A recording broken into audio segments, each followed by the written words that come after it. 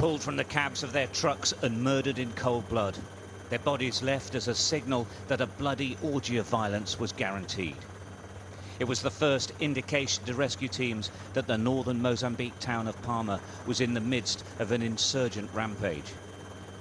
These pictures have never been seen before and were passed to Sky News to show what happened here over the course of the past week and a half and continues. Fires burned across the town as insurgent rebels sacked military installations, banks and shops. The Mozambican army was overwhelmed, attacked from inside the town that had been infiltrated for days.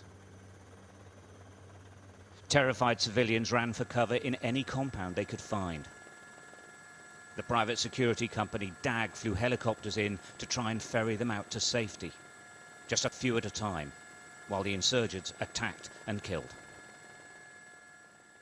The people praying for rescue fashioned messages on the ground, and that message was simple. Expats and locals gathered here, the Amarula Hotel. Rescue missions had started, but out of fuel, the rescue teams had to pull off by nightfall. Alone and surrounded, they organised a convoy of at least a dozen cars to make a break for the beach, exiting the front gate and turning right.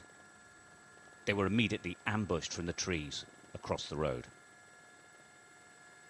They turned left and headed towards the beach on this road. Travelling at high speed, they were attacked again. In the mayhem of this flight for safety, only a handful of the vehicles made it. The DAG teams searched for the cars. Many were overturned and broken, lying off the roadside. Amongst the dead was Briton Phil Moore. His body was finally retrieved.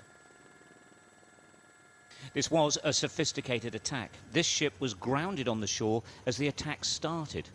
It's believed insurgents had supplies on board and returned continuously. It was attacked as the tide came in and was left listing and losing fuel. As the rescue teams continued their search for survivors, they were called in to land by men in police uniforms. The pilots had doubts and came down away from that landing zone. The men disappeared into woods nearby. DAG believe it was an attempted ambush by the insurgents.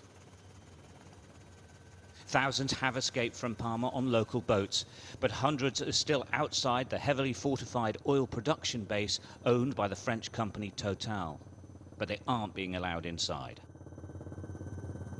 The insurgents are still in the town, their positions attacked near the water's edge. The insurgency here is 3 years old, but this was an assault to send a message to the Mozambique government that it's far from over. Stuart Ramsey, Sky News.